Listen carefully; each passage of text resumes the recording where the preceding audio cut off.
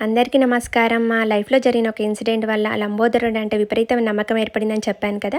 మా చిన్నమ్మాయి చిన్నగున్నప్పుడు 14 మంత్స్ అప్పుడు సిద్దిపేటలో మా ఇంట్లో వినాయక చవితి పండుగ రోజు వినాయకుడి పూజ అంతా చేసుకొని తిని కూర్చొని ఉన్నాము. బయట వర్షం పడుతుంది. మా పాపకి సడెన్‌గా ఫిట్స్ వచ్చి స్పృహ కోల్పోయింది. ఇంకా తనని తీసుకొని హాస్పిటల్‌కెళ్ళాము హడావిడిగా. ఏ హాస్పిటల్స్ ఓపెన్ లేవు, పండుగ కదా! 2, 3 హాస్పిటల్స్ ఓపెన్ ఉన్నా కానీ వాళ్ళు ఈ పాప మీద ఏం హోప్స్ లేవు, తను బతికి లేదని చెప్పారు. మేము చాలా ఏడ్చినా కూడా వాళ్ళు అడ్మిట్ చేసుకోలేదు. మా వదిన వాళ్ళ బావ అక్కడ సిద్దిపేటలో ఆర్ఎంపీ డాక్టర్, తను వచ్చి అంతా నాదే పూచి ఏమైనా సరే అని సైన్ చేసేసరికి అప్పుడు అడ్మిట్ చేసుకున్నారు. గ్లూకోజ్ పెట్టారు. గ్లూకోజ్ పెట్టినప్పుడు కూడా పాపలో ఏ చలనం లేదు.